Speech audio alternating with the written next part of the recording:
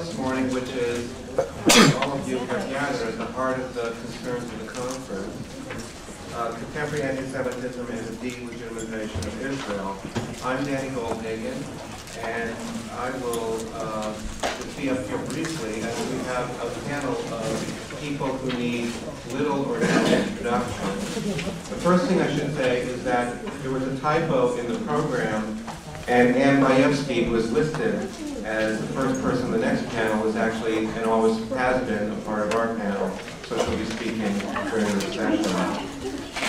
I'll be brief in the introductions. As you know, there are fuller biographies in the program for everyone, and Walter Reich, who has a very attenuated biography, his fuller biography can be found on the George Washington website. The first person will be, I will introduce everyone, and then they will come up and tell you what they have to say about their areas of expertise. The first person is someone who has done more to combat and constrain Holocaust deniers than anyone. There's no doubt about this, and who has done so heroically. And so we are very, very lucky to have Deborah Lipstadt here to speak about the subject about which no one can speak with more authority, and that is the Iranian president, the Canadian professor, the literary journal, and the Holocaust denial conference that never was. Following Deborah is the former head of the Holocaust Museum in Washington, someone who knows from the inside more about the politics of the study of the Holocaust and the nexus of that with the discussion of Israel than probably just about anybody, or certainly up there with anybody, Walter Reich, who will be speaking about the rabbi and the president don't give us the Holocaust at the expense of Israel. Following him, we have Dina Porat, who, in addition to her many publications and achievements, is the director of the Stephen Roth Institute for the Study of Contemporary Antisemitism and Racism in Tel Aviv, and who puts out what is probably the single most important annual survey of anti-Semitism around the world, their annual yearbook. And so it can speak as authoritatively as anyone about, are the events in the Middle East indeed the source of the global new anti-Semitism? And finally, we have the person who has done more to keep an eye on the UN, who has a column, a dispatch and analysis of the proceedings and goings-on of the UN with regard to Israel and human rights that is a must-read for anyone who would like to keep up on this subject. It's called Eye on the UN. Ann Mayevsky, who, with her unparalleled authority on this subject, will be telling us about anti-Semitism and the international human rights system. So we have a full panel, and we'll just get immediately to Deborah with the others following her one after another. Thank you. The list of attendees at the Iranian Holocaust Denial Conference in December 2006 constituted a virtual who's who of Holocaust deniers and anti-Semites, including Roberto YIISA, one of the leading theorists, so to speak, of the movement, Australian Fred Tobin, whose Adelaide Institute is a bastion of denial activities, former Ku Klux Klan leader David Duke, and Bradley Smith, founder of CODO, Committee on Open Debate on the Holocaust. However, there was one name which caught many people by surprise. Shiraz Dosa, a faculty member at St. Francis Xavier University in Nova Scotia, a respected academic institution. It was not his lofty standing in the field of Holocaust studies which surprised people. In fact, few people, certainly those in the field of Holocaust studies, had any idea who he was. What gave people pause was that Dosa was a tenured faculty member at a legitimate academic institution. Was this, I wondered, an Arthur Butz redux? Butz, who teaches at Northwestern, is the professor of electrical engineering, whose book, The Hopes of the 20th Century, tried to cloak denial in an academic garb. This might be, some people surmised, even more disturbing than the Butz situation, since Butz is an electrical engineer, and as one pundit quipped, he knows as much about the Holocaust as I do about building bridges, and who has no ostensible expertise in Holocaust history. Dosa, on the other hand, was a political philosopher, and as such was at least obliquely an irrelevant. Shiraz Dosa, a Google search quickly revealed, had an MA and PhD from the University of Toronto.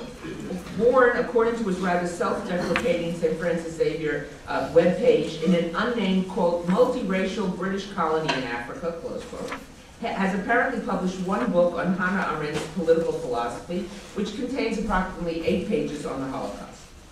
Though Dosa describes himself as an Holocaust expert or scholar, his list of publications contain few or any items related to the topic. Upon his return to Canada, this conference seems to have a strange Canadian theme, for better and now for worse. Upon his return to Canada, he was subjected to a barrage of criticism from many quarters, including the leadership of his university, who described his participation in the conference as abhorrent. Dosa claimed that he was surprised to find that this was a denial conference, and dismissed the deniers who were there as, quote, hacks and lunatics.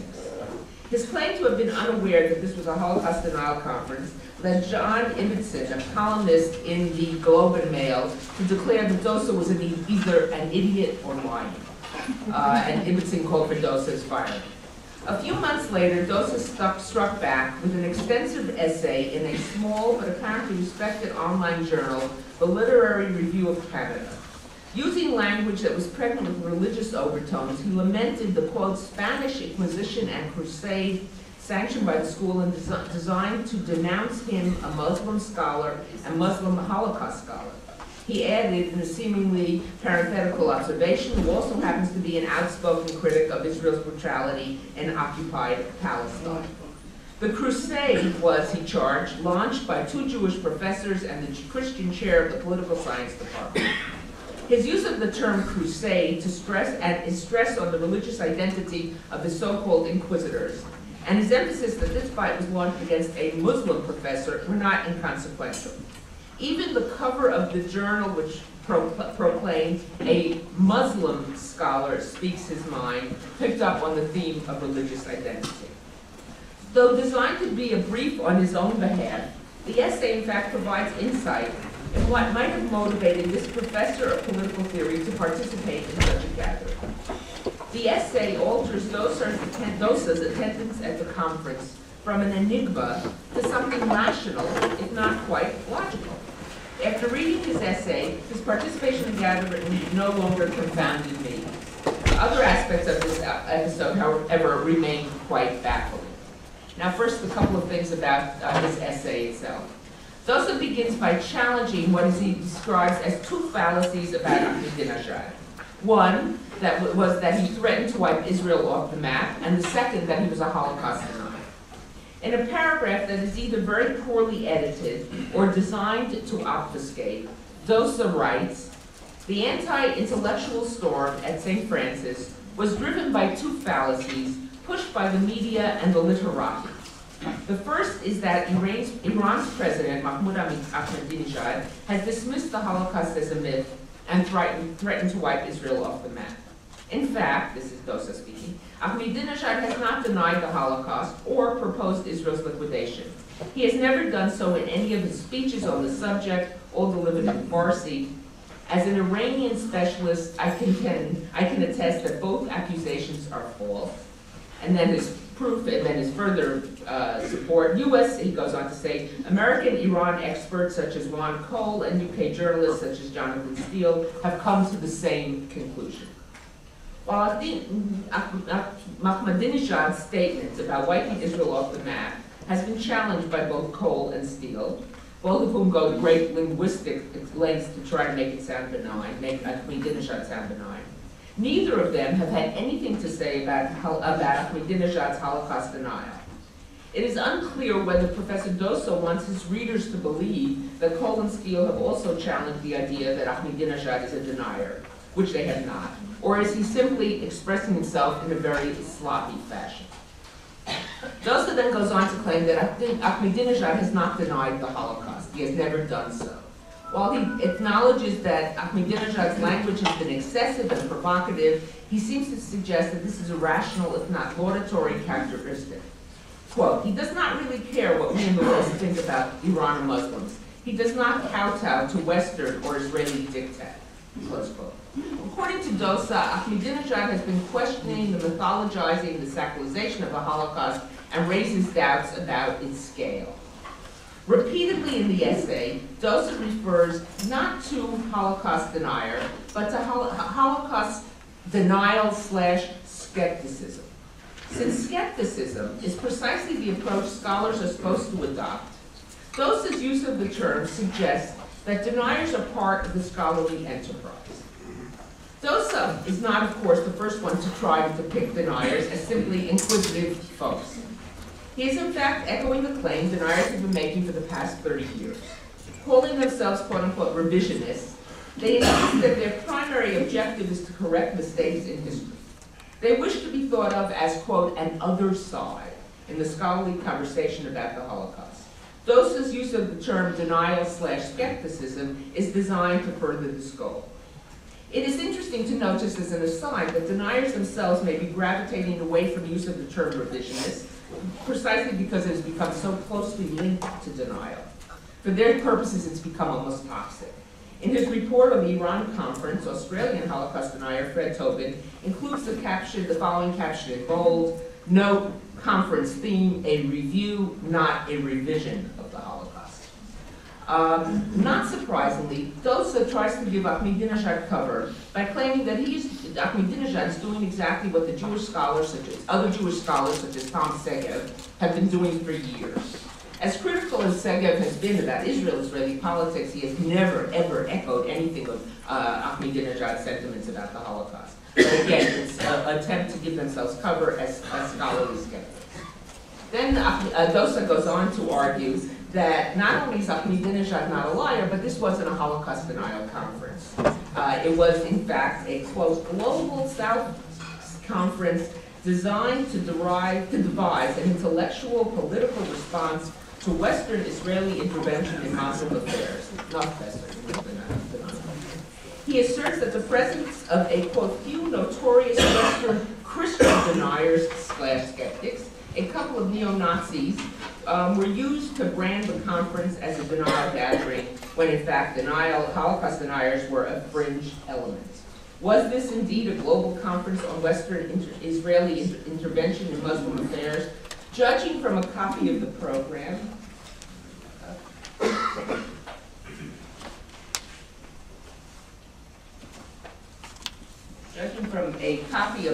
and you have here just a few of the people.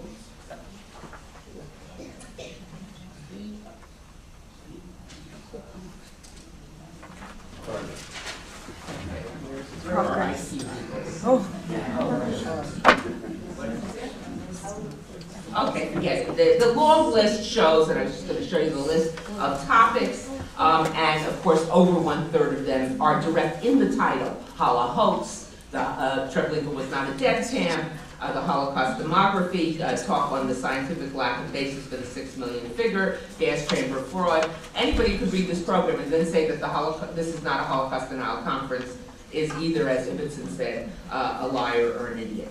But it was not just the papers and the participants that give the lie to Dosa's claims about the nature of the gathering. Even the exhibits, there were exhibits too. As one reporter described them, they largely supported the view the Holocaust did not take place or was exaggerated. They had pictures, and next to each picture was myth, truth, myth, truth. A student at Tehran University who helped set up the exhibition told the press between 150,000 and 300,000 Jews died because of natural causes of war, such as famine and air raids. Unfortunately, Iranian schools still teach the official history dictated by the West, but we are campaigning to change that. Then Dosa goes on to argue that the Iranian government didn't sponsor the conference, but it was sponsored by a political science think tank in Iran. When you go on the website of the political science think tank, the logo shows right underneath a unit of the Foreign Ministry of Iran. So that also sets things, clearly puts the lie to Dosa's claim. Finally, Dosa protests in his essay, there was no way he could have known that a few deniers would be in attendance. In fact, in January 2006, fully 11 months before the conference, a spokesman for the Foreign Ministry in Iran told the press this would be a conference to examine the scientific basis supporting the Holocaust. He goes on to later to say, right before the conference, The Holocaust is not a sacred issue that one cannot touch. I have visited Nazi camps in Eastern Europe. I think it is exaggerated. This is coming from the Foreign Ministry. And finally, even Al Jazeera, is a source that those who might find more trustworthy than Canada's Globe and Mail, reported that this was going to be a Holocaust denial conference. In the essence of his essay, Dosa argues that the virulent attack on him for attending the conference was motivated by Islamophobia. He says it began with two Globe and Mail journalists whom he describes in decidedly non-academic language as, quote, dilettantes extraordinaire on the Holocaust in the Middle East, who got most things wrong, displayed cerebral deficits, and were intellectually just a cut above the trailer park boys, to whom the paper has given unlimited latitude, this is the journalist, not the trailer park boys, to trash Muslims even as they defend civilization, Israel, and Jews. Then he goes on to say that the attack on him by the university was a way of the university showing that it's on the side of the Jews and not on the side of the Muslims. He then goes on to argue that Ahmadinejad didn't attend the conference. Of course, there are pictures of him attending he didn't attend, the conference went to him, and of course he gave official welcome, etc., etc. So again, that is completely a fallacy in Dosa's claims. But the heart of the matter is what happened afterwards.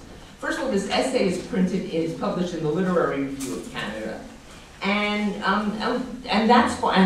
he is given support by the Canadian Association of University Professors, which is far more important, because Dosa ultimately is an irrelevant and unimportant figure who seems to have earned more column inches and attention by his few days in Tehran than anything he has done, certainly in the scholarly realm. Rather than simply saying, I went and I made a mistake, he has engaged in a convoluted effort to rewrite history and cast himself as a victim of so-called Islamophobia. His attempt to refashion the truth, as comical as it is at times, is in fact more important than his presence at this gathering. It constitutes what I've termed soft-core denial. Soft-core denial is more nuanced and amorphous than outright denial. The outright denial one hears from people like Porat or David Irving. By contending that people such as Ahmadinejad are not engaging in denial, Dosa is trying to politicize any criticism of Ahmadinejad and his cohorts. It is not, he seems to be arguing, but a means of attacking Muslims and defending Israel. But far more disturbing, and this is really the heart of my argument, than Dosa's response was the behavior of the Literary Review of Canada, which published the essay, and CAUT, the Canadian Association of University Teachers, which issued a strong statement in support of Dosa. The reporter for the Globe and Mail who covered the essay, Dosa's essay, called it compelling.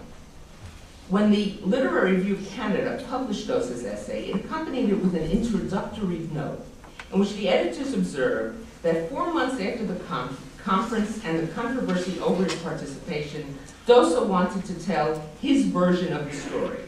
The editors then proceeded to note that his version included, and this I quote from the editors of the review, the real purpose of the conference, not Holocaust denial, who organized it, not Dr. Ahmadinejad, they gave him a PhD, who attended, and what he thought and felt about the all-out attack on him back home in Canada, particularly from the Globe and Mail and from his own university, St. Francis.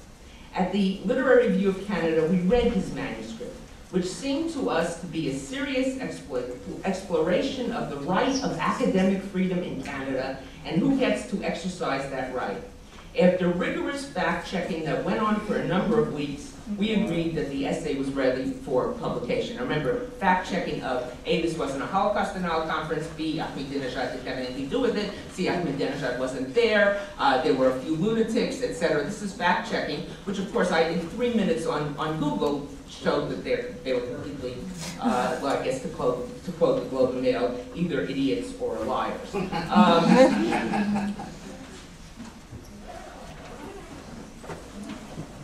Certainly the so-called extensive fact-checking the LRC conducted should have revealed all these things. One would have expected it to have at least recognized some of the more evident fabrications.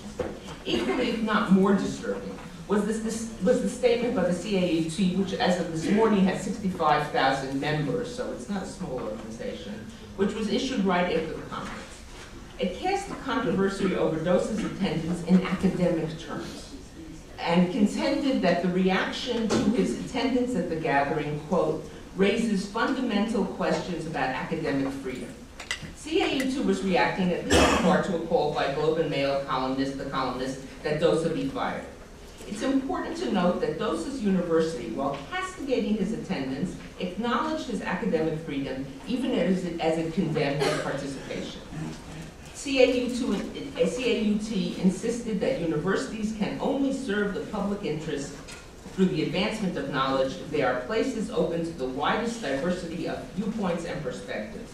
Places where criticism and debate, not silence and suppression, are the response to perspectives with which one disagrees, close quote. Since the topic of the conference was so clearly Holocaust denial, it is strange that the CAUT should see this solely as a matter of academic freedom and not academic integrity. Why was CAUT not disturbed by the participation of one of its members in a gathering whose premise is based on falsehoods and lies? Why did it not, even as it acknowledged his right to be there, raise questions about why a university teacher would participate in something that is so clearly intended to distort the truth?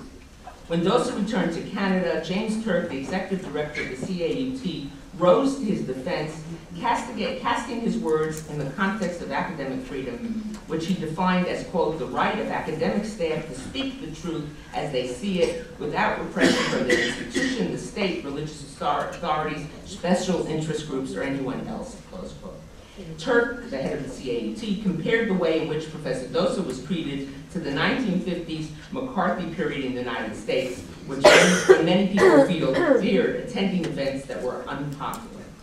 Turk chastised those who engaged in, quote, an aggressive attempt based on very little information to denigrate Professor Dosa and to vilify her.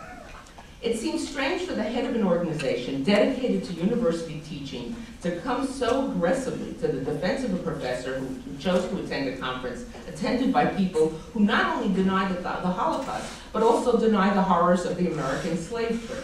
Read David Duke. The LRC concluded its comments about Professor Dosa with a rather self-congratulatory paragraph.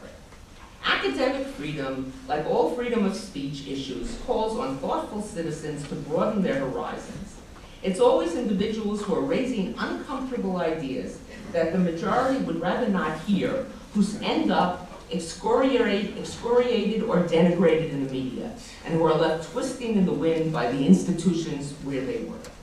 Reading Shiraz Dosa's essay gives us all the opportunity to confront some important and controversial ideas that go to the heart of our identity as a multicultural nation.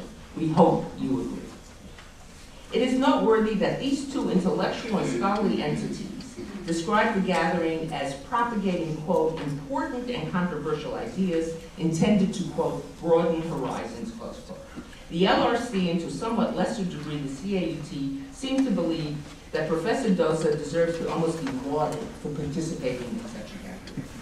Though Dosa was subjected to a barrage of criticism, he was not fired or demoted.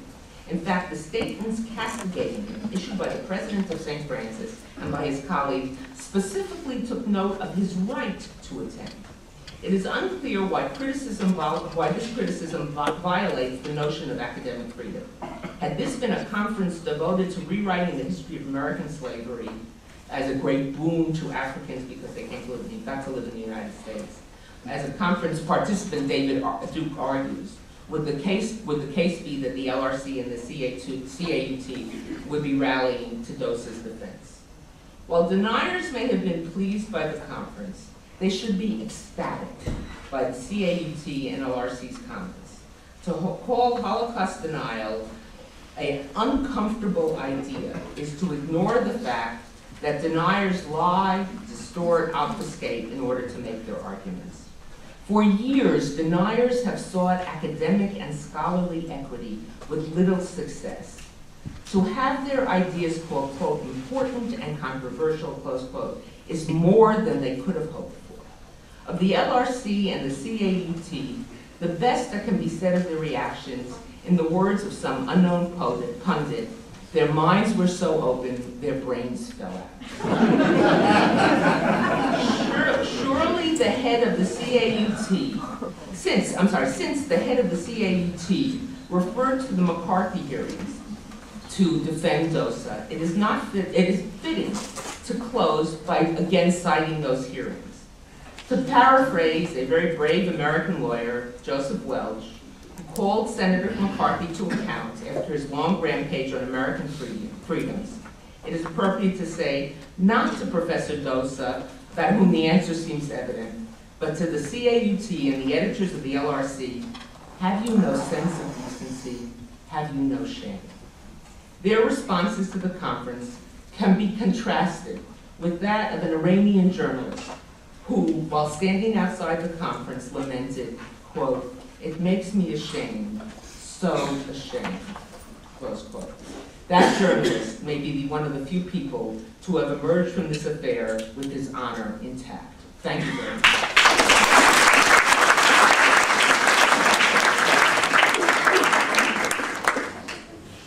Thank you, Deborah. Now we have Walter Reich.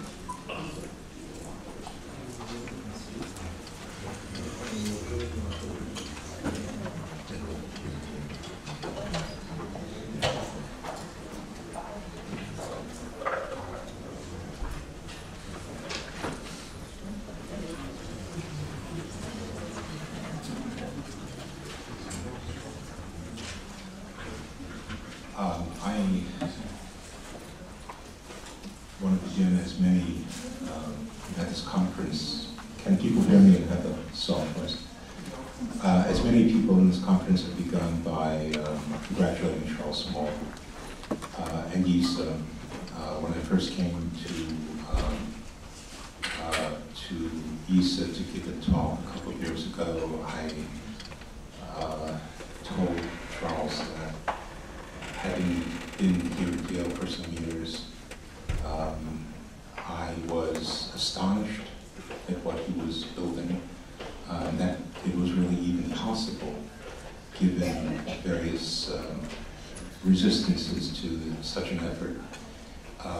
And I think he's been able, through skill, to actually create something of great scholarly importance and great importance in the world.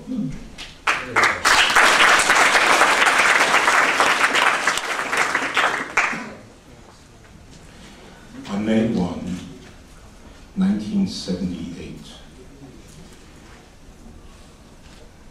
that's before some of you were born, probably. Some 600 Jewish leaders gathered on the South Lawn of the White House. They were there to mark the 30th anniversary of Israel's birth. Most of them were rabbis. I guess it goes without saying that almost all of them were men. That might not be the case today. The day was clear and cool. The guests sang the Israeli national anthem and the Star-Spangled Banner. Menachem Begin, Israel's prime minister at that time, had come to the U.S. for a speaking tour to commemorate the founding of his country. And the White House decided to invite him for a talk with President Jimmy Carter. In all, 1,200 Jewish leaders had been invited.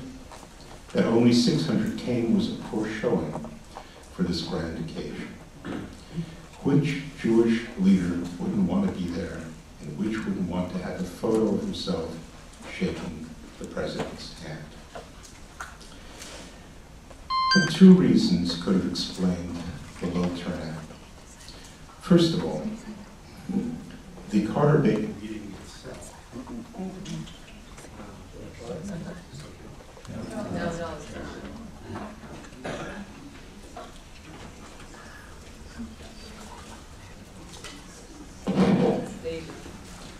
Thank you.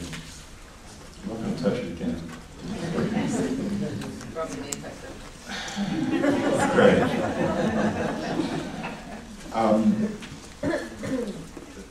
Two reasons might have explained the low turnout. First of all, the Carter-Bacon meeting itself had been arranged just a few days earlier, as had been the South Lawn ceremony, giving the invitees little time to make travel arrangements. Probably more importantly, the feelings of America's Jewish community toward Carter had turned quite sour. Carter had just decided to sell 60 advanced F-15 warplanes to one of Israel's enemies, Saudi Arabia, and 30 other warplanes to Egypt, leaving some Jewish leaders, presumably, reluctant to pay Carter obeisance by appearing instantly at his bidding. Yet the crowd that did come seemed jubilant, expectant, and by some reports pleased with themselves for having been chosen for the invitation. A number of them had declined to attend a demonstration at the White House to protest the arms sales to the Arabs.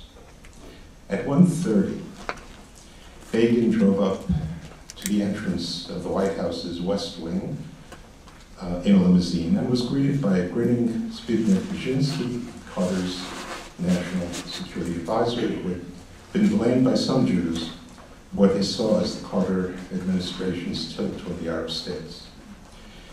During the 30 minutes of the Begin-Carter meeting, the waiting guests on the lawn drank coffee and punch.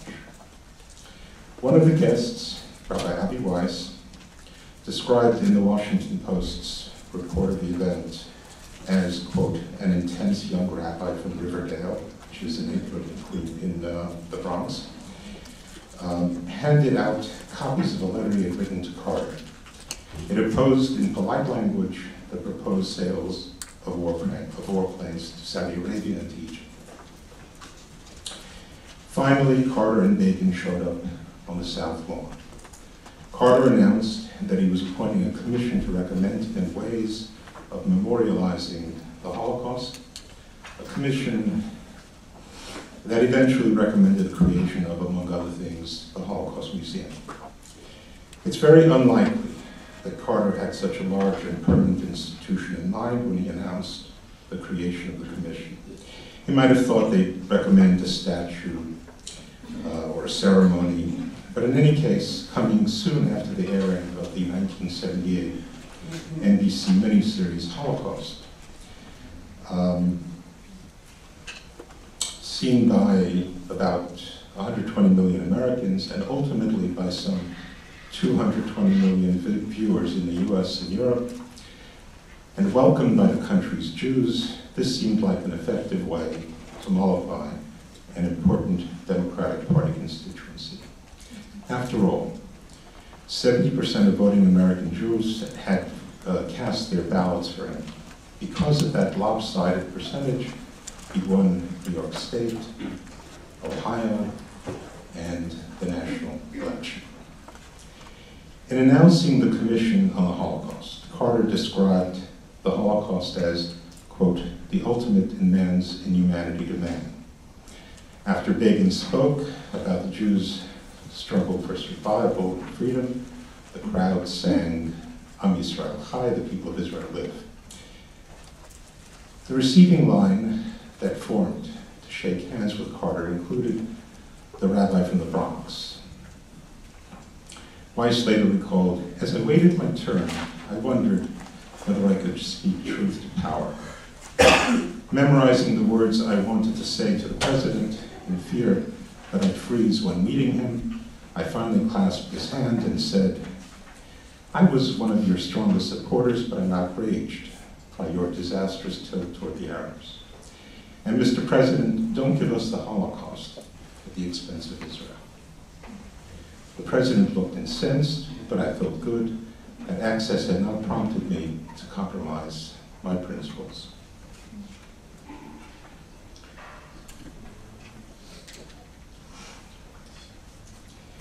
In that dramatic moment, that young and intense rabbi understood something that few other Jews, rabbis or not, communal and organization leaders, or not, have understood. He understood that the Holocaust could serve for national and international statesmen as a political sop. He understood that a bow to Holocaust memory would be greeted automatically with gratitude by Jews who wanted non-Jews to understand, or at least recognize, the reality of the immense atrocity that had befallen the Jewish people. And he understood that even a government or international organization that had had done something to threaten the existence of the Jewish state could, by recognizing the Holocaust and talking about its memory in lofty terms, immunize itself from the accusation that it was endangering and in extreme circumstances ignoring, condoning, or even endorsing lethally intentioned hostility toward the Jewish state. Those who know anything about that young and intense rabbi, and I do, not least because I happen to be his brother-in-law, know that no one has been more committed than he to the honest preservation of Holocaust memory. It was this rabbi who in 1989 demonstrated against the use as a convent of a building at the Auschwitz death camp that had been used to store canisters containing the crystals of Zyklon B, the very crystals that the Germans had tossed into the gas chambers of the crematoria, in which well over 90% of the victims had been Jews. He saw the creation of that convent as part of an attempt to transform the memory of Auschwitz into a place of Polish Catholic martyrdom. Many Poles were indeed murdered at Auschwitz, but the primary purpose to which the Germans put it was to exterminate those European Jews who had not already been gassed in the other death camps, or starved in ghettos, or shot in extermination pits. Weiss saw the convent as part of an attempt to change historical memory, and he went there to protest that attempt. He made many other protests regarding the desecration of Holocaust memory. Clearly, he's committed much of his life to preserving that memory so that it would be true to Holocaust history. Yet, back in 1978, he wasn't willing to accept the sop that Carter had used as a political strategy to enable him to do what Weiss believed would endanger Israel. For him, the memory of dead Jews was sacred. For the survival of living Jews, the Jews of Israel, including the many Holocaust survivors who were still alive at that time, was immensely more important. And for Weiss and others, those living Jews are still more important than the lofty words often uttered as rote platitudes by world leaders in memory of the Holocaust dead, especially if those words ignore or serve to mask the efforts of other leaders to eliminate the Jewish state. Which is why many are wary of the crop of commemorations, resolutions, and exhibitions that have emerged in recent years from the UN. For example, in 2005, the UN commemorated the 60th anniversary of the liberation of Auschwitz. During that same year, the General Assembly rejected the denial of the Holocaust as an historical event. In 2007, its Secretary General established an International Day of Commemoration in memory of the victims of the Holocaust. And in February of that year, its Department of Public Information's Holocaust and the United Nations Outreach Program collaborated with the International Raoul Wallenberg Foundation on the Partners of Hope concert at Carnegie Hall. In themselves, of course, those commemorations are laudable, and many of the speeches made at them were quite moving. So it's not surprising that some Jewish organizations, as well as many Jews, including Holocaust survivors, have been touched by the UN-sponsored Holocaust remembrance events and grateful to the world body for having carried them out. But the fact that these attacks have been carried out by an institution, many of whose members have for decades unrelentingly hijacked the UN's bureaucratic machinery to demonize the Jewish state, and in recent years have increased the virulence of the UN's focused attacks on Israel, makes those commemorations, resolutions, and exhibitions almost insignificant, and at worst has served to mask the UN's constant attacks and make the organization seem balanced and reasonable. That the leader of one of those members, as we've heard so many times at this conference, has even threatened to wipe Israel off the map, as Deborah Lipstadt again reminded us.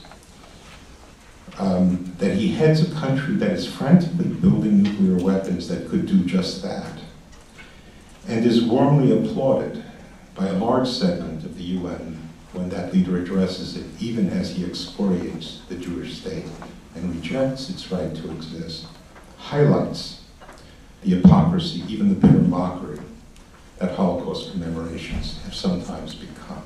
This is no small matter. Those one-sided attacks, organized by the UN's bloc of 56 Islamic states, and supported by an automatic bloc of additional, quote, non-aligned states, whose votes are captive to the power of the Islamic states, are constantly cited by Arab and Muslim countries, as well as by terrorist groups, as proof that Israel is a demonic country, that it's the only violator of human rights in the world, and that it doesn't have the right to exist. In some cases, they're cited as proof that not only Israel, and not only Israeli Jews, but all Jews don't have the right to exist. You've heard this again and again. I will just cite a few examples. One of the people, probably the person most expert in this, is sitting here, will be on the panel, and will, I suspect, tell us more, but I'll just mention a few examples. In 2007, and of course I mean NISGAP, in 2007, only a few countries were criticized by the General Assembly, and in no case by more than a single resolution. Israel, on the other hand, was the target of 22 one-sided resolutions. In 2006-07, all of the 11 condemnatory resolutions passed by the UN Human Rights Council, which were supposed to have been an improvement over the obsessively anti-Israel UN Human Rights Commission, which embarrassed even UN staff members, were against Israel, all of them. None of them were against any of the remaining 191 member states of the UN, including Sudan, I don't have to talk about Darfur, China, with its child slavery and repression of Tibetans, and many other human rights violations, Saudi Arabia, with its severe religious intolerance, beheadings, and anti-female discrimination, Iran, with its execution of homosexuals and calls for the elimination of a member state of the UN, and a host of other countries that have murdered or suppressed their own populations. Also, in that year, the Human Rights Council created one agenda item that is permanent: the, quote, human rights situation in Palestine and other occupied Arab countries, Arab territories. Again, despite the fact that the human rights situation in numerous countries are far more serious. In 2005, two UN bodies, the World Health Organization and the International Labour Organization, each passed only one resolution against a specific country, Israel. At one time, I'm not sure this is still the case, the busiest corridor of the UN's European headquarters in Geneva was lined with 10 posters devoted to the victimization of Palestinians by Israel. And I'm going to just mention a couple of other examples of many, many I could cite. A number of permanent organizations have been set up within the UN, several with large staffs that constantly spew out anti-Israel messages. The Special Committee to Investigate Israeli Practice, this is the title of the committee, the Special Committee to investigate Israeli practices affecting the human rights of the Palestinian people and other Arabs of the occupied territories, which was established in 1968. The General Assembly's Committee on the Exercise of the Inalienable Rights of the Palestinian People and the UN Secretariat's Division for Palestinian Rights, which has a staff of 16. The UN's International Day of Solidarity with Palestinian People in 2005 was marked by a map in which Palestine replaced Israel. And in the most striking recent moment of anti-Israel frenzy by a UN organ, the Human Rights Council's Durban Review Conference in April 2009 in Geneva, the very same Iranian president, Ahmadinejad, gentleman that you've heard several times at this conference, addressed that week-long meeting.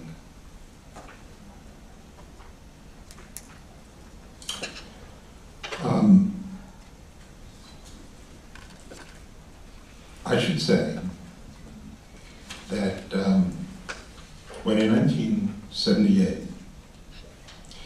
Jimmy Carter played the Holocaust card in order to mollify his Jewish critics and mask his acts that endangered the Jewish state, at least he set in motion the creation of what was ultimately an important result, the Holocaust Museum. At the UN, though, the Holocaust card, the occasional commemorations and exhibitions evoking the memory of the Holocaust dead, are unlikely to have any redeeming outcomes. One wishes that a young, intense rabbi would at some Holocaust memorial ceremony tell the UN's Secretary General, don't give us the Holocaust at the expense of Israel. But sadly, even if he did, and even if the Secretary General were to respond sympathetically, it's unlikely that the UN member states that are busy undermining Israel's existence would, even during some obligatory moment of silence, stop their efforts to delegitimize the Jewish state, or that other states would break their silence and do what they should do to prevent a Holocaust to come. Thank you.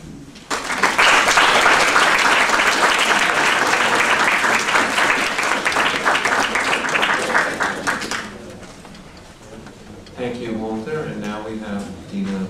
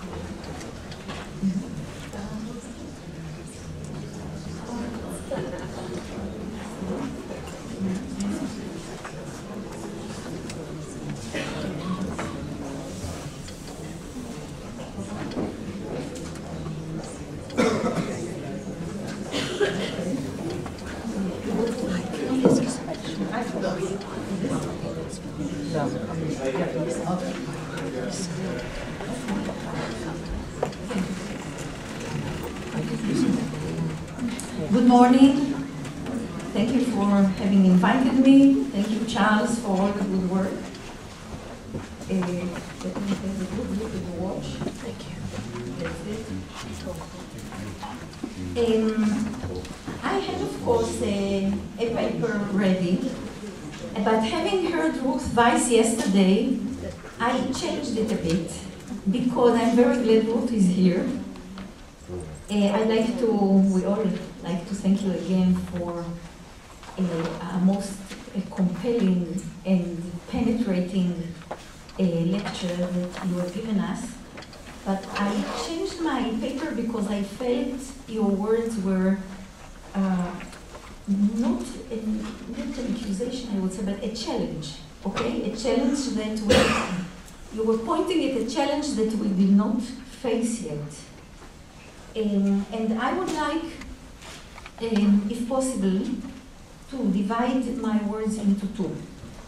One is the topic I had, and this is indeed the Middle East, and especially the Israeli-Palestinian conflict, the source of anti-Semitism as many claim it to be. And then I would like to add a part that says in which context events of the Middle East are explained or perceived that way as the source of anti-Semitism. What is the context in which this anti-Semitism rises? And by that to bring up not an answer, but a feeling that I have since your presentation yesterday, and this is that you see, what is, if you come to think about it and try to crystallize it, what is anti-Semitism? It's the discrepancy between what is the Jew in reality and the Jewish state in reality, and the imaginary image, the capabilities, colossal capabilities that the Jew is perceived to have. This is the essence of anti-Semitism, and this is what I would like to, with your permission, to get at. I would like to suggest, regarding the first part, in which I would like to question whether the Middle East is indeed the source. And sometimes you, of course, see obviously that it is. There is a caste-led operation, and immediately there is a wave of anti-Semitic activities. There was the beginning of the Second Intifada, and I won't go far back, but the Second Intifada, and immediately you had a large wave, an extensive wave of anti-Semitic activities, manifestations, etc. So it's so obviously linked. But let me suggest and offer a few points. Let me suggest that the Middle East is the match, perhaps the match, if I can use that image, that lights the fire. But the woods for the fire lie somewhere else. And they lie mainly in Europe of today and its own problems, its own developments in international, cultural, economic, social, political developments that do not originate in the Middle East, that do originate where the woods are, and these are the woods that are in Europe. First of all, well, nasty pictures you have seen enough. My first point is that when you look at what we have done in almost 20 years in the Stephen Roth Institute at Tel Aviv University, and thank you, Dani, for your kind words about our annual report, which I hope helps clarify the picture.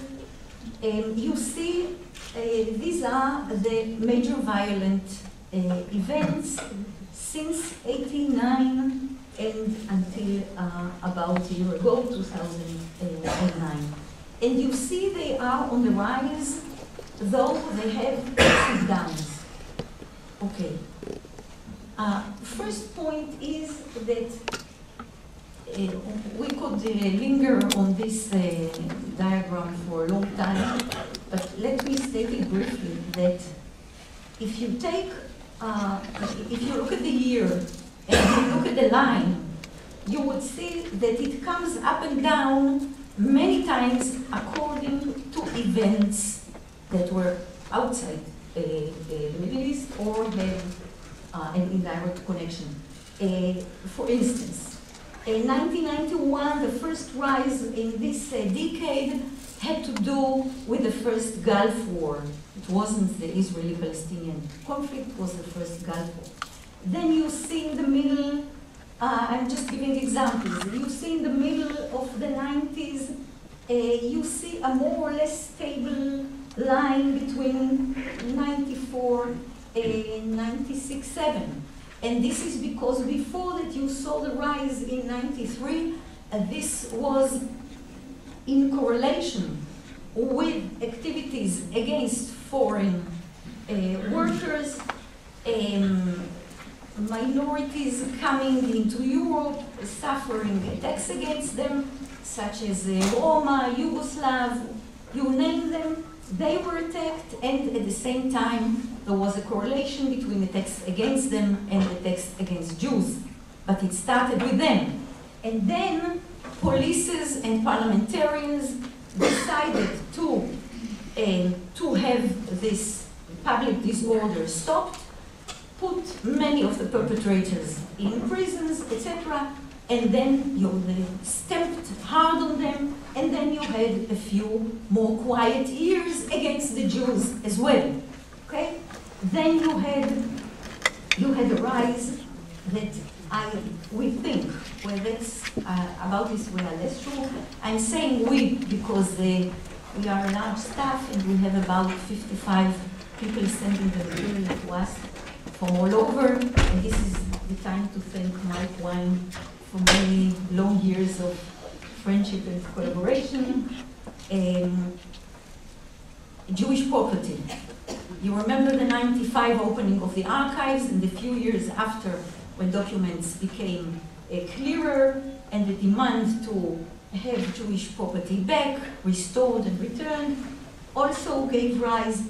And then you had, again, second Durban, and first Durban, second Intifada, etc.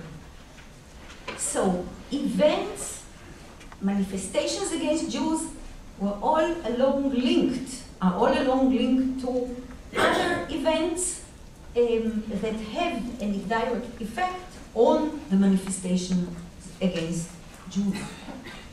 Moreover, if such a correlation between Middle East events and anti-Semitic manifestations was really there, was the basic reason, then countries where there is a large Muslim community and a connection to the Middle East should have been on top of the list, but sometimes they are not.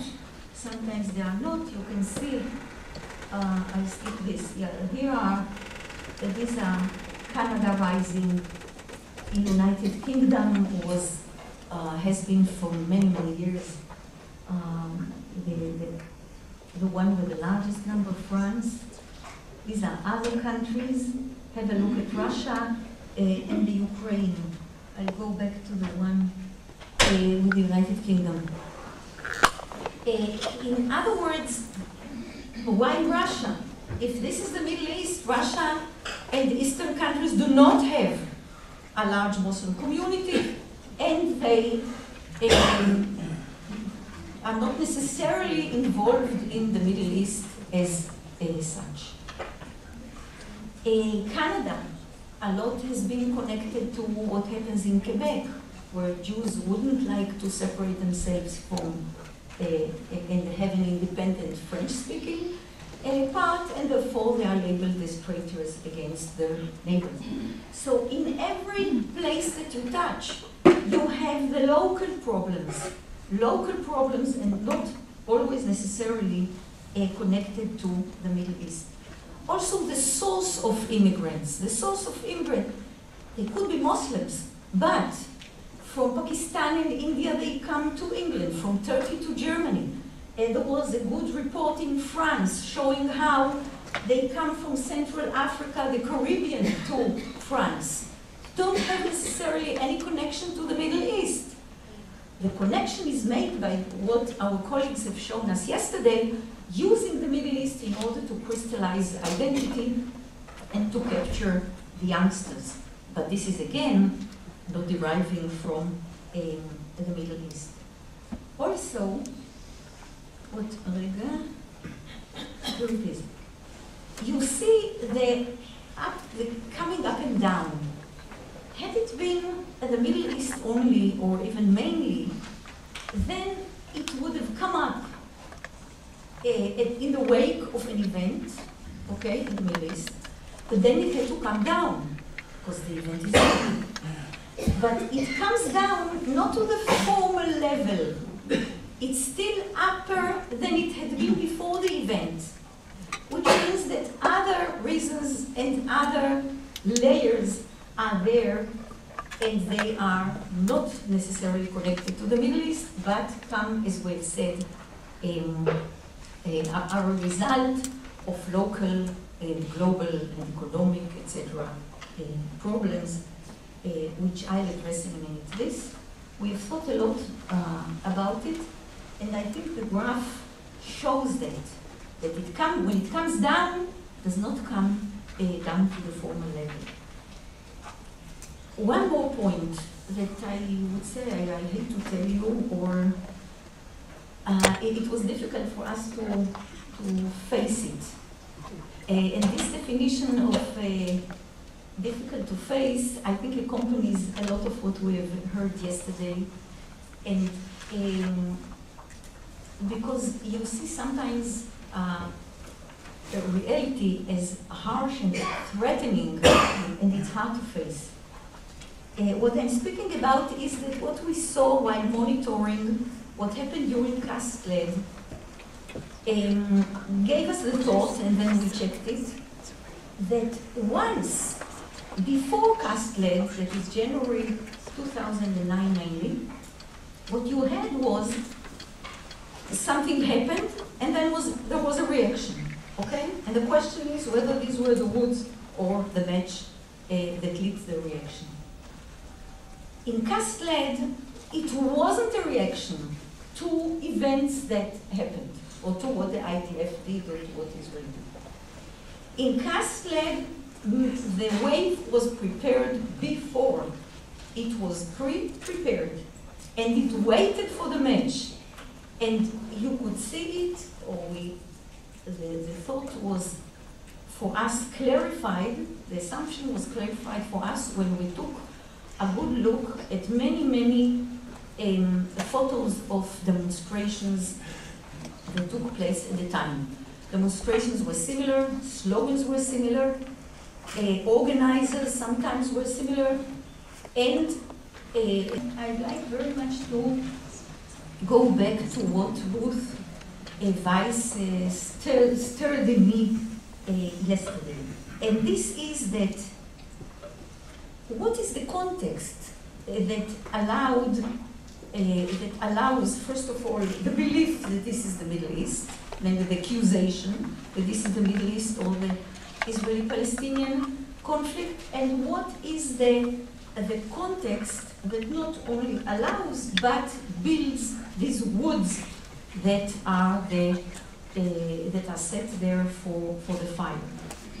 Well, first of all, the general context, of course, I'll be squeezing in matters that you know and offer one more idea that I have. The context, of course, is the Europe that is hungry for working hands, is aging in itself, needs the simple working hand, because I'm speaking mainly about Central and Western. In Eastern Europe, you do not have, with their kind of economy, the economy that they have, you don't have so many immigrants. So it's the context of an aging, thirsty for working hands society, industrialized society. And the other part of the context is, of course, the oil money that is pouring from the Middle East into Europe and into North America as well, buying chairs in universities, buying positions, giving youngsters good education, building a Muslim and other, but we are speaking about the Muslims mainly, young, able leadership that is now second and then third generation will build its way into the academia, the media, government. This is how the Islamization of UN institutes comes about, and this is the second part of the context. The working hands and, of course, the money. I had the honor, it wasn't a pleasure, but I had the honor of being a member of the Israeli Foreign Ministry delegation to Durban 1. We were a very small delegation. I was sitting alone. I was the only one from Israel in the room, the chairperson was Iranian, okay?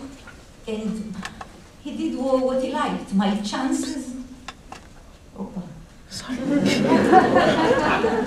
That was at the right moment. My chances to defend the clause in the draft, the Holocaust should never be forgotten or denied, which Arab countries would wish to take out, and they had to defend it against the wish to put a lowercase h, Holocaust, and s at the end, Holocausts, okay, were very slim.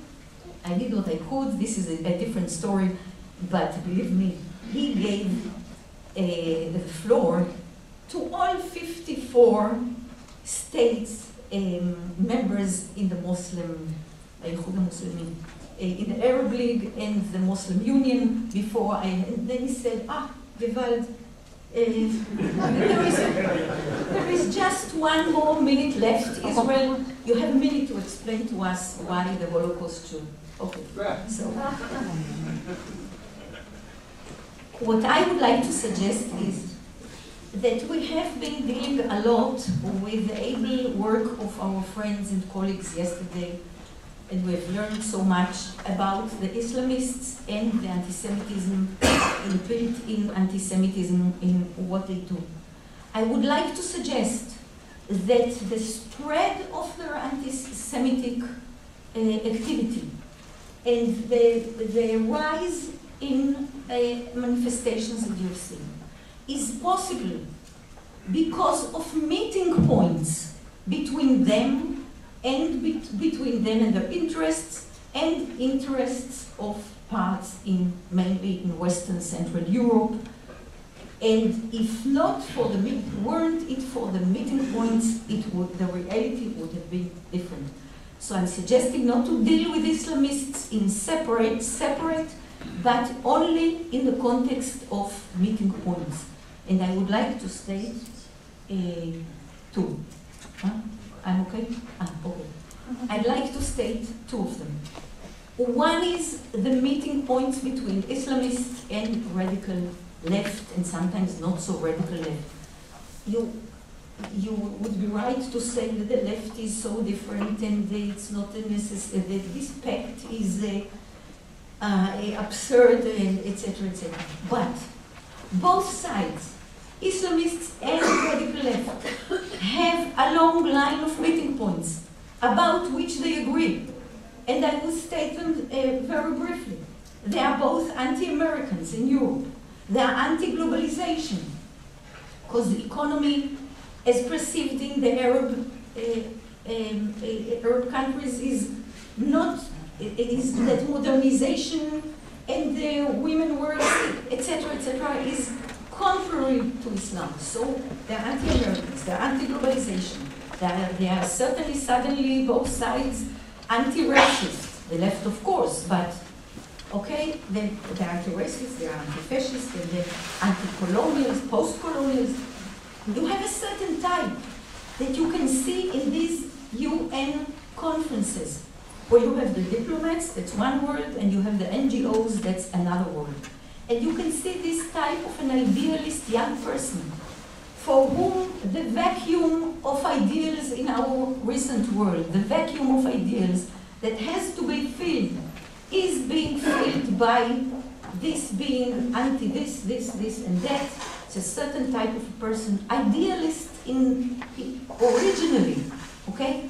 But his activity is channeled to support the anti-Israel case, and looking for symbols and looking to filling the vacuum. You can take them out to demonstrations, finding a symbol of evil working against it, finding a symbol of suffering, that's the Palestinians working for it. That's our first meeting point. The second one is the Holocaust. And I think the Holocaust has not been, as the source of today's anti-Semitism, has not been addressed enough yesterday while we had 2 days ahead. He who suffers brings salvation, according to Christian notions. He who suffers brings salvation, and it cannot be the Jew. Okay, it cannot be, according to Christian notions, be a Jew. It has to be someone else. If it is someone else, you have to take the declared suffering of the Jew in the Holocaust and invert it and put it upside down. Someone else should be the martyr of today. And this is, we've seen the presentation of Professor Milson. Someone else, and this is why the Palestinians are to be found in caricatures and illustrations on the cross. They are on the cross. And if they are on the cross, then the Jew necessarily has to be the Nazi, the one that perpetrated it. Again, it's hard to face, but the Holocaust, instead of generating sympathy to Jews, I think today it is one of the main sources of a demonized image of the Jew. Because if it's Holocaust denial, if it's Holocaust, the queen of Holocaust denial is here. If it is Holocaust denial, then it's a sick mind that has invented such a story. If they concentrate on their own sorrow, they are the ultimate victim and martyr. They are egoists, they don't see others. They are cruel because they have been cruel against, if there is such a verb. Even if there were a Holocaust, and even if there weren't, the outcome of this is that Israel has no right to exist. Because if there were, and they are cruel now, as they have been wronged against, they have no right, because Nazis have no right to exist. If there weren't a Holocaust, they certainly don't have any right, because it's one, according to Ahmadinejad, one of the justifications of the state. And I'd like to warn strongly against saying that Israel was based on the Holocaust and out of the ashes, The state was born out of Zionism, okay? And Mikveh Israel was founded in 1860. And had there been no Zionism, the refugees wouldn't have had a place to come to. It wasn't an outcome of the Holocaust, but of Zionist aspirations. That's to be remembered. Ruth, you spoke yesterday about the fact that here is a United Nations member calling for the destruction of another United Nations member, and no one not only not says a word, but invites him to Colombia and has a dinner in his honor. What I'd like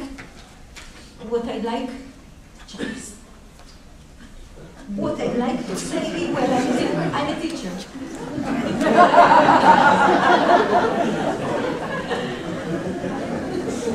What I'd like to say is that in order to put forward and advocate a crime as colossal as to wiping out a state, you need the justification of a no less colossal crime, and this is the Holocaust.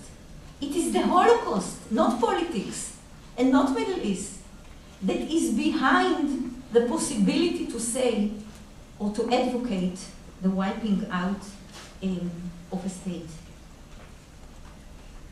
And well, the goal is to take the Holocaust, shadow of the Holocaust off the head of Europe, and you do that by reversing and by advocating through the Holocaust and creating this image.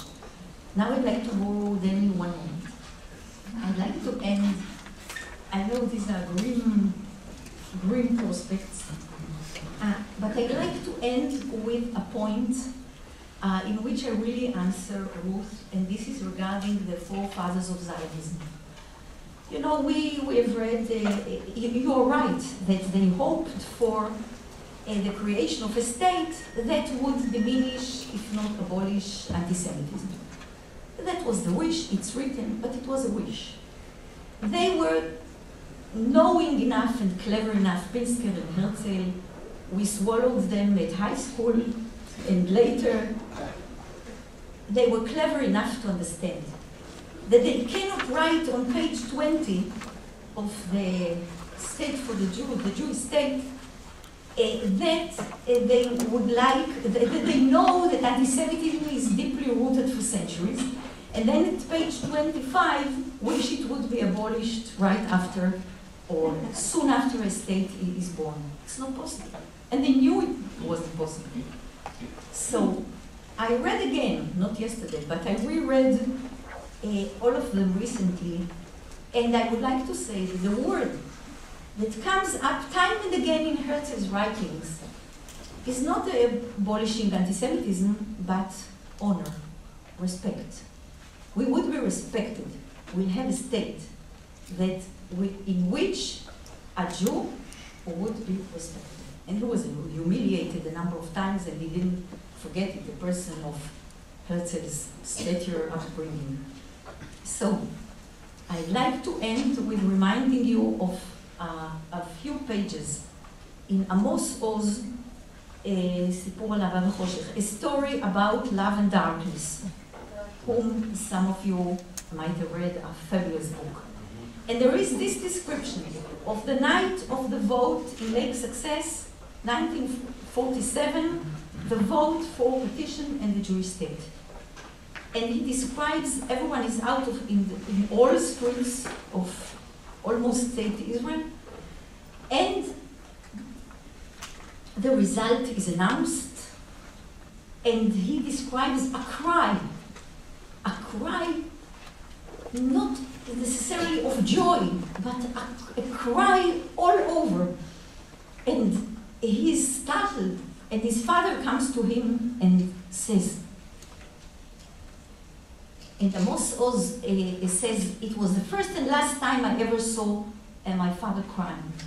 And his father said, when I was a child in Vilna, they took off our pants and mocked us, me and my brother. So the next day came my father and my elder brother to protest, of course, and their pants were taken off as well. Here, said the father to Amos Oz, in the streets of Jerusalem at night, with everyone shouting around. This would not happen here. And this is what the forefathers of Zionism wanted. Thank you.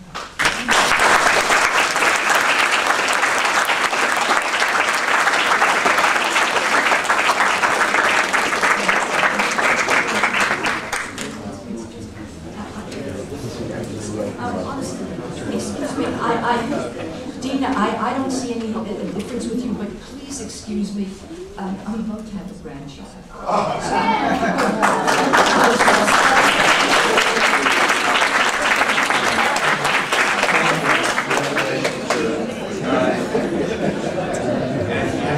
And now.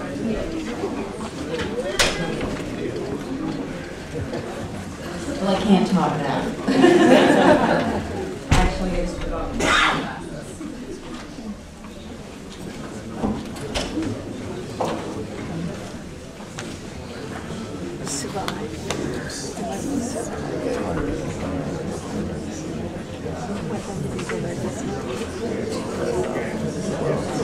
Old age.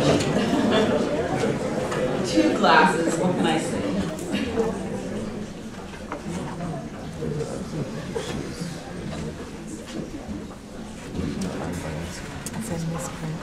First of all, I can't help but thank Charles for his incredible journey he has brought us all on. The fact that we're here in this institution in such numbers, and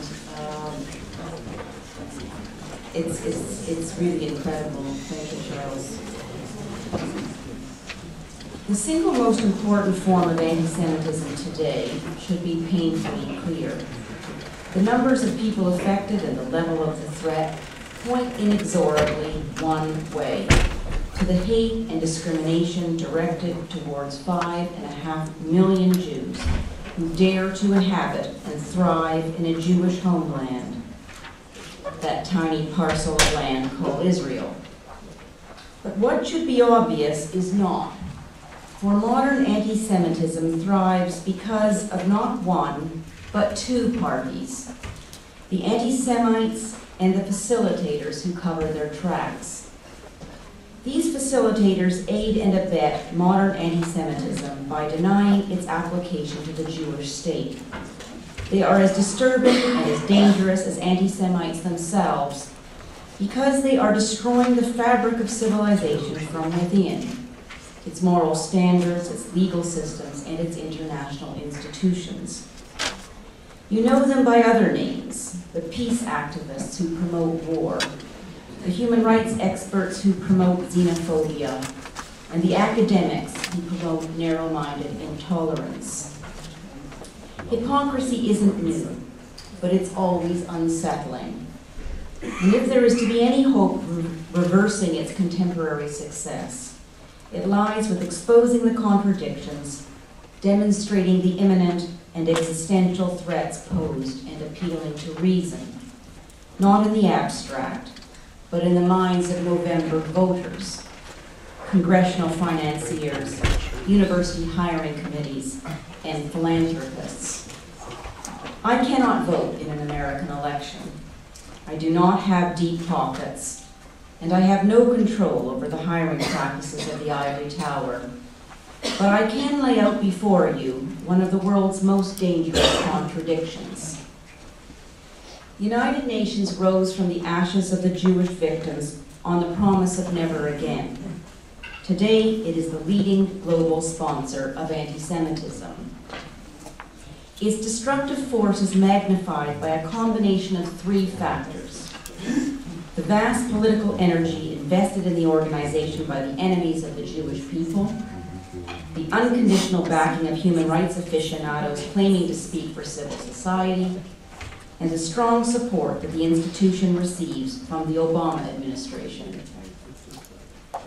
The allure of the UN is rooted in its origins, what might be called the siren's call of human rights, universal values, shared principles, and common aspirations which have an hypnotic and inspirational effect.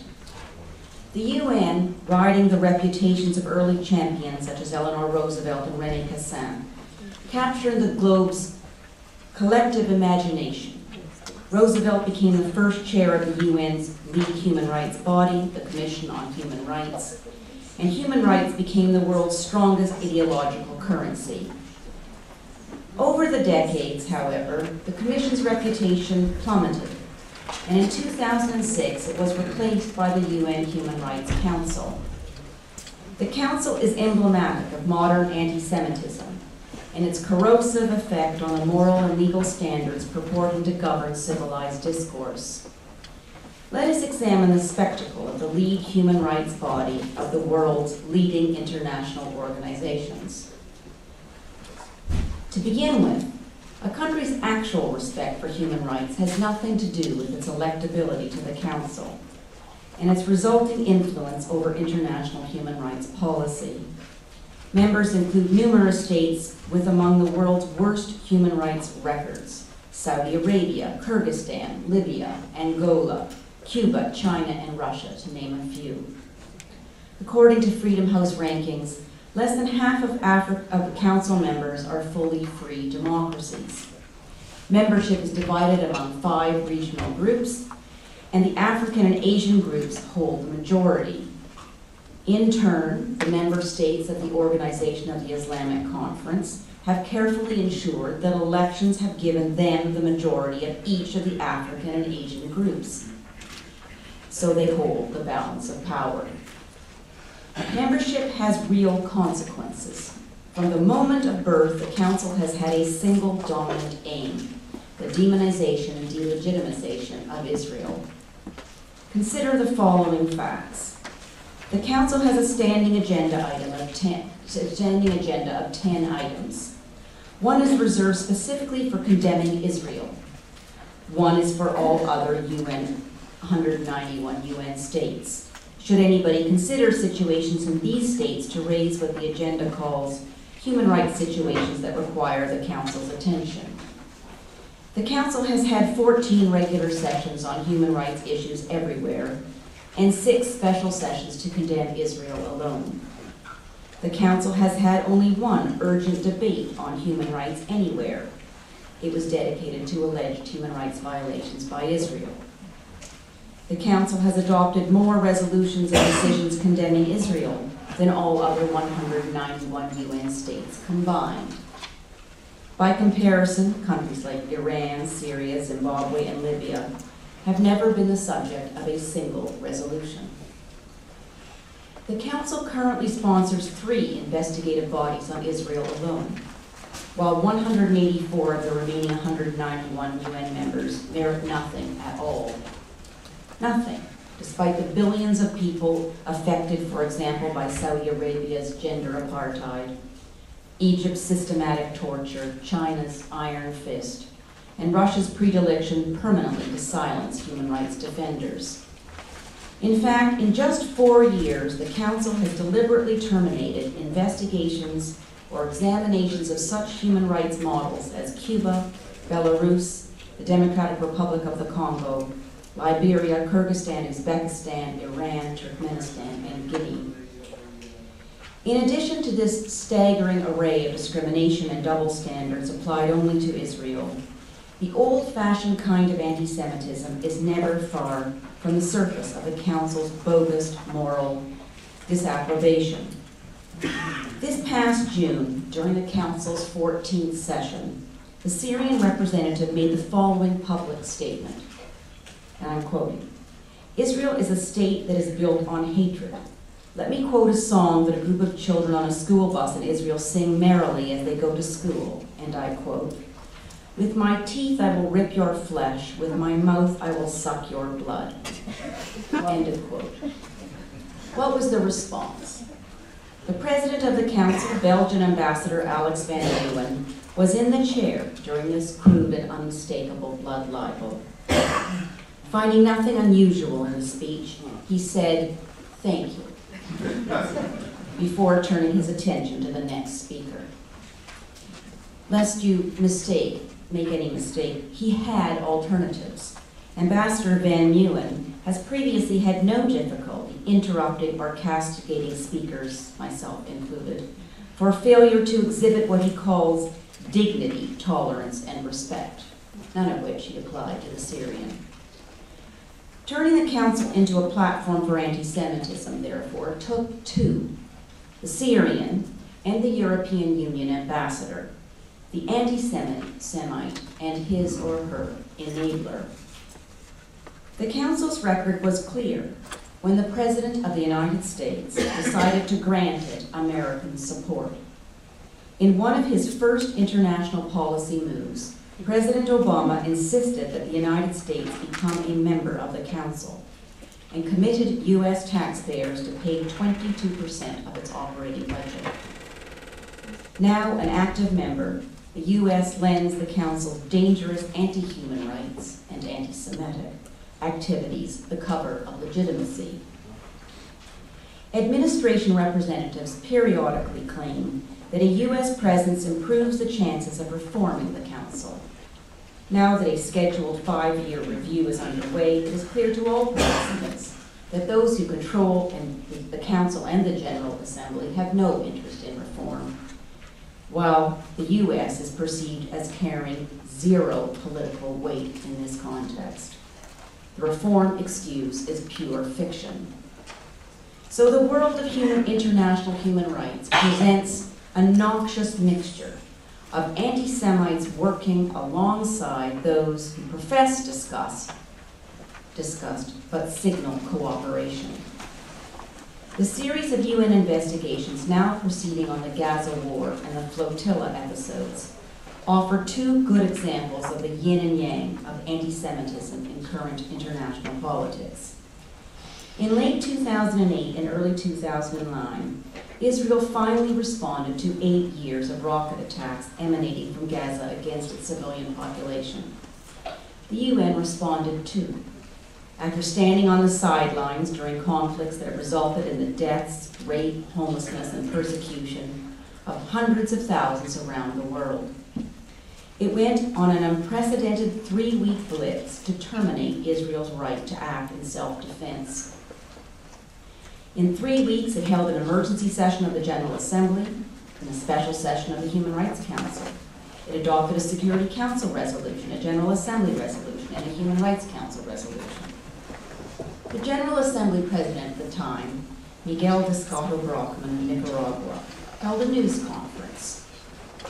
And this is what he began with, quote, "Most of my very dearest friends are Jewish people," unquote.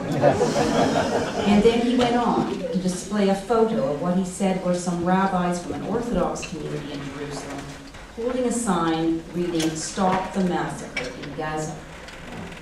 "Is this a fake?" he asked rhetorically. He then went on to claim Israelis were like Nazis and suggested anti-Semitism meant something other than Jew hatred, and I'm quoting him. Talking about Israel, he said, "All dictatorships, including Hitler, claim that those who criticize us hated the Nazis. All dictators do the same, and so also here. The Palestinians, are they not also Semites?" This is the President of the General Assembly. As an aside, this individual, after he's finished his term as the President of the General Assembly, was appointed a member of the UN's Human Rights Council Special Advisory Committee on Human Rights. The United States member of the Council said not one word in objection to his nomination and approval. Frenzied condemnations came from across the UN in the middle of the Gaza war. Dozens of statements were produced by the Secretary General, UNRWA, UN representatives on women, children, armed conflict, UNICEF, the World Food Program, UNESCO, the High Commissioner for Human Rights, Nadia Pillay. But most importantly to note, these activities were part of a much broader scheme, unrelated to ending the war and totally unrelated to ending the rocket attacks. Essentially, the goal of the political actors driving this assault is to make the Israeli resort to self-defense illegitimate. This has meant keeping the Gaza war, like the flotilla episode, on the front burner of the international legal establishment. In the short time I have, I can only sketch the steps involved in this process, but they take a well-trodden path. It begins with a resolution demanding a so-called investigation of a subject upon which the body in charge has already declared guilt or innocence. The reports of Israel's guilt are duly produced, and a new round of resolutions then demands follow-up of the reports. So on the Gaza war, there was a Human Rights Council resolution demanding a report from the UN High Commissioner for Human Rights and a, quote, urgent independent international fact-finding mission to investigate all violations of international human rights law by the occupying power Israel against the Palestinian people, end of quote. The report from the High Commissioner for Human Rights was duly entitled "The Grave Violations of Human Rights in the Occupied Palestinian Territory, particularly due to the recent Israeli military attacks against the occupied Gaza Strip."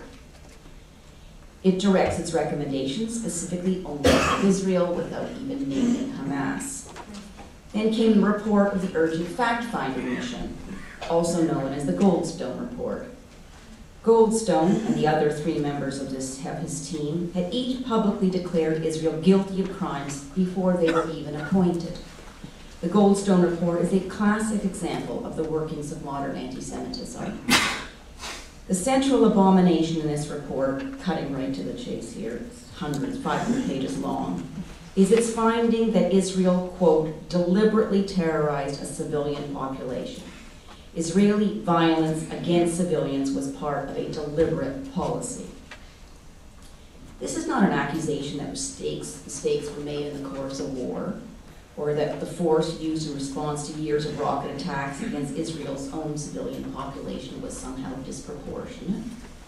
It is the suggestion that instead of being motivated by self-defense, Israel set out to murder the very people most deserving of protection. The claim that Israel aimed to kill civilians is reminiscent of a lie from another century, the Protocols of the Elders of Zion.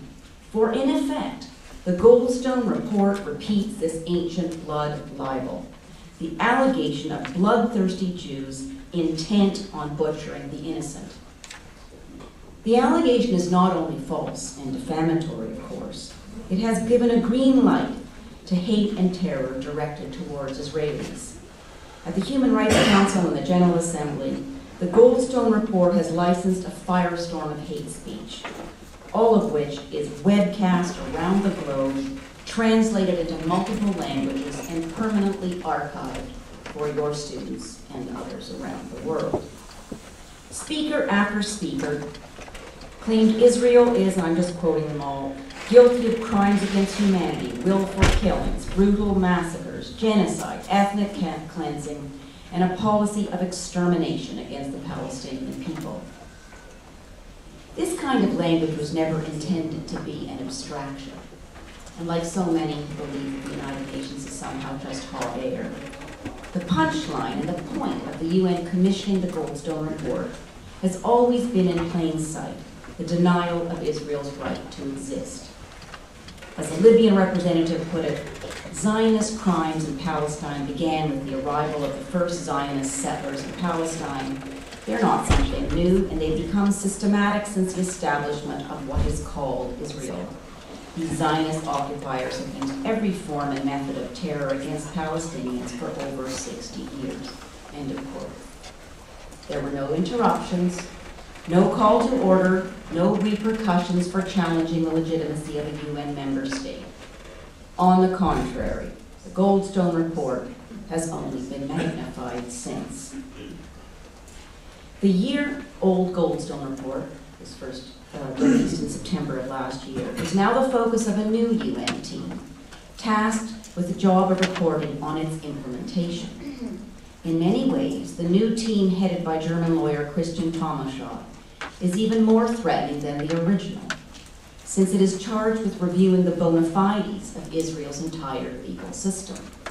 The Tomaschott Committee is asking the question whether Israel's judicial system is capable of adequately, in their estimation, responding to Goldstone's findings of violations of international law, by which is meant only one thing: are Israeli political and military actors being arrested, tried, and convicted?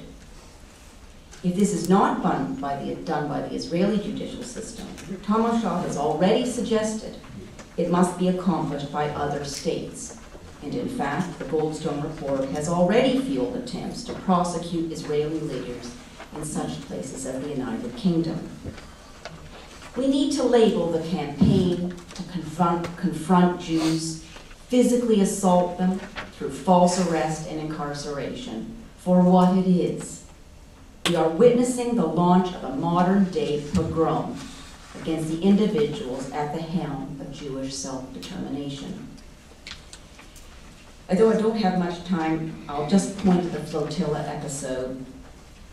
It began at the end of May with Israel's attempt to prevent the establishment of what would be an Iranian port on the Mediterranean through stopping Turkish-backed extremists from ending the blockade, from breaking the blockade.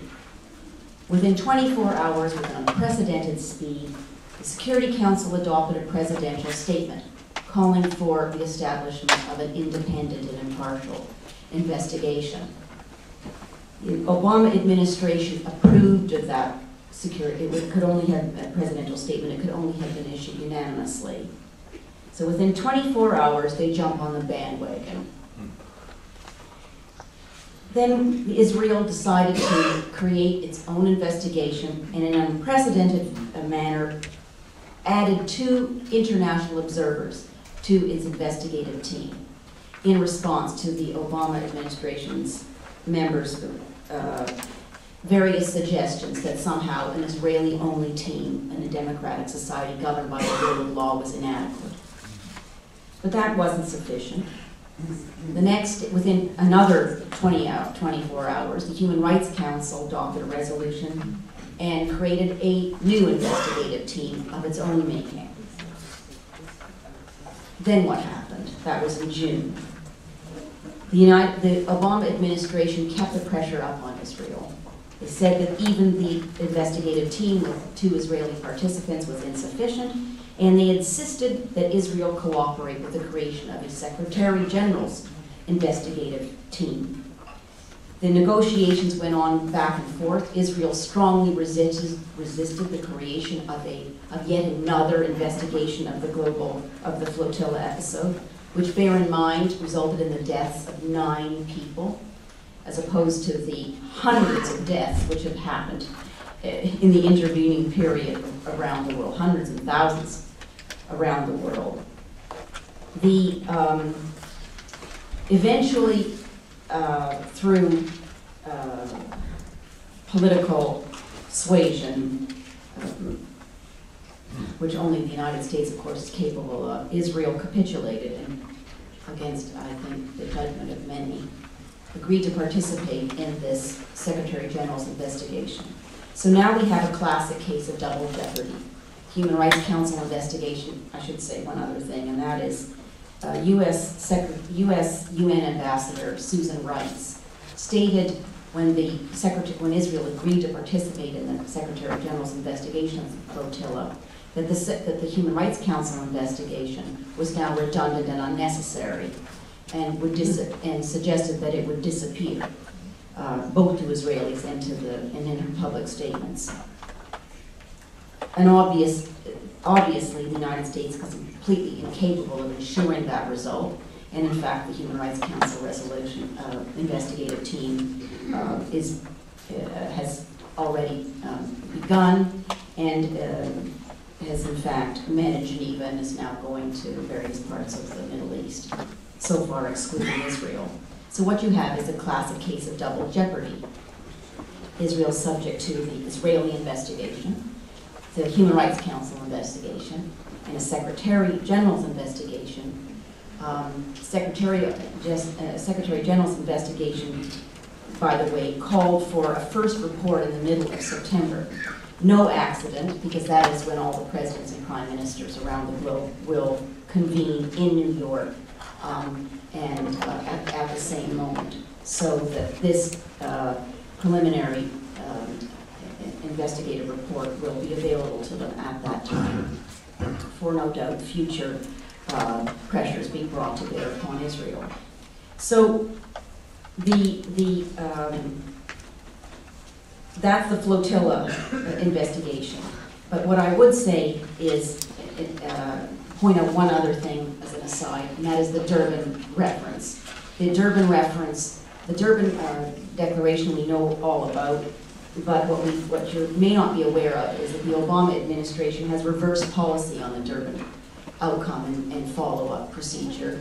There will be a 10th anniversary of the Durban conference at the 2011 opening of the General Assembly, of which the United States has refused to, in a resolution which was adopted by the Human Rights Council in June, refused to object to that, to the convening of that so-called celebration.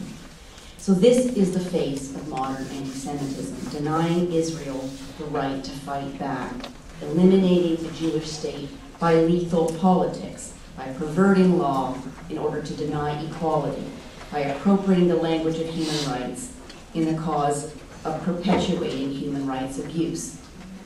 And I think that just as the world of anti-Semitism is now entrenched in lethal politics, the response must be to exercise the appropriate political responses in this country and in any other countries where you have the right to vote. Thank you very much.